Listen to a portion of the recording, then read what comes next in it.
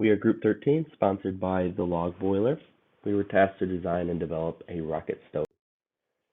The company burns logs used to heat buildings. Their motto is burn wood and get heat. As you can see the product line on the screen there, they take up to 12-foot logs all the way down to 5-foot logs.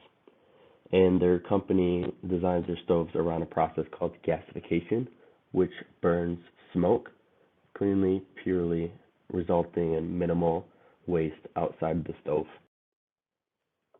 Where the problem is, we cannot burn crushed pellets or other wood scraps as the combustion temperatures are different than that of logs, resulting in a lot more smoke. To design the stove around this is something called the rocket stove, where we pull in natural air as the fire grows, burning the smoke with a lot more oxygen intake. This was tested through 2 different prototypes. Proof 1 in the upper left-hand corner is just a benchmark to make sure that the system would work if we could burn crushed pellets cleanly and purely, which was a success. Prototype 2, we put water around the steel in an attempt to heat a shop with this stove. There is a hopper system in here, not shown on the picture in the lower left, but there were some issues with the design. Where Group 13 came in was to design the rocket stove, which is the 3rd prototype. How it works is there's 2 modes, rocket mode and boiler mode. Rocket mode is used to burn crushed pellets. As the crushed pellets get hotter and hotter in temperature, more and more oxygen will be pulled in naturally.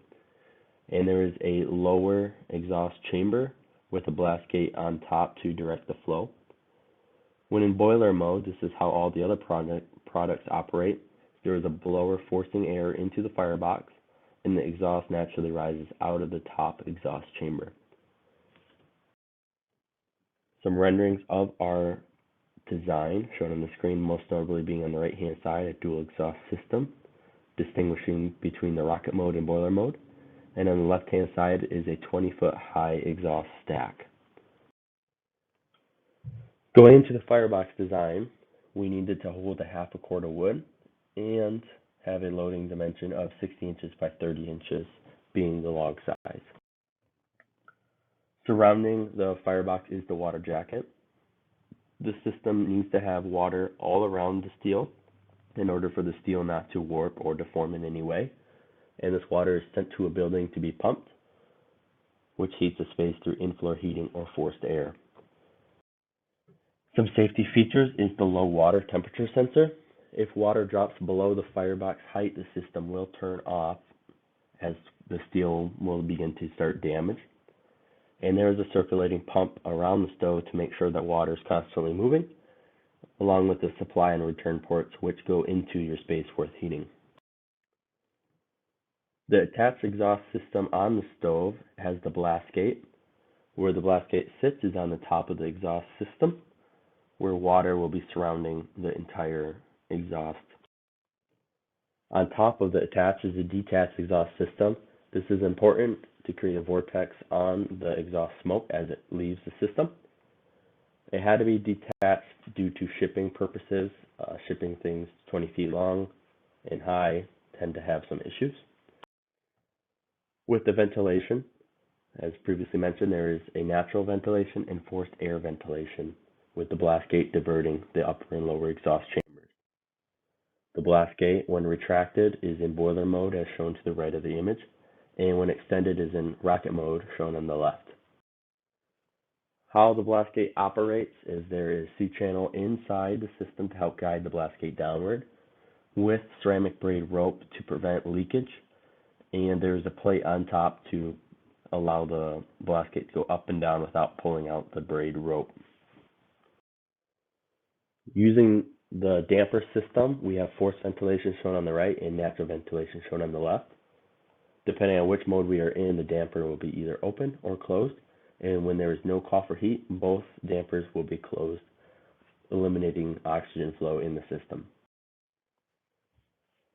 The lid to load has hydraulics with a remote control, allowing the lid to open up with the 10-inch stroke. It was important for our team to develop the lid to make sure that we don't get past the fulcrum point on the hinge, which will do some damage to the stove. So shown on the left, when fully open, is a 105-degree angle relative to the ground, and when fully closed, the system is 20-degree angle relative to the ground. The drag chain to remove waste on the stove pulls nails or crushed pallets as we go through the system. We are designed to de-ash once a week with a hydraulic de-ash chain. As it pulls to the ground, it removes waste. The whole system around the water jacket is insulated with trim and barn steel.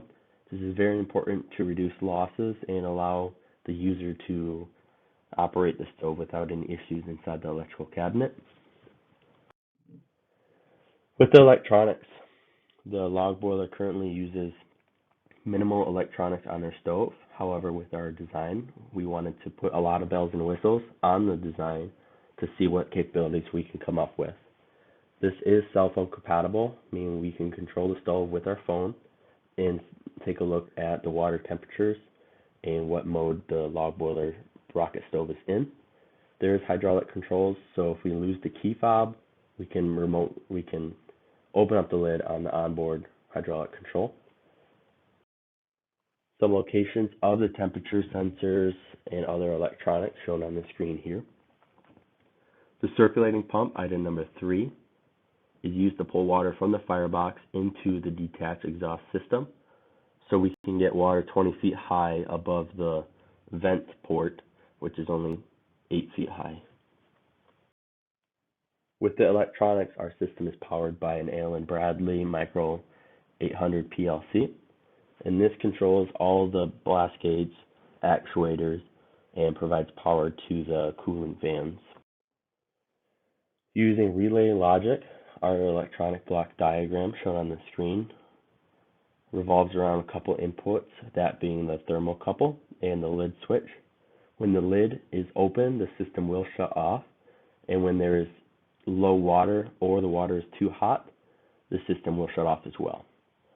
There is another system used for the diverter valve and hydraulic cylinders to open and close the de-ash lid and system. The whole electronic system is ran off of 120 volts with a 24 volt power distributor on the PLC cabinet.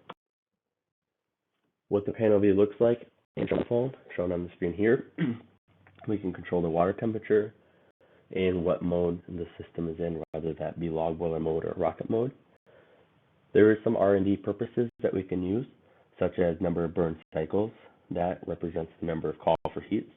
So if there's 10 call for heats an hour, we can have it trip to log boiler mode after that. Or we can do time since last loaded, powered by that mercury switch. So when the mercury switch is open, the system will trip, meaning there's now fuel added, and the system will begin to operate as needed, and after a set amount of time, it will switch to log boiler mode or rocket mode. With the budget and all the electrical and hydraulic components, we were slightly over budget, most of that being the mechanical side where the steel was.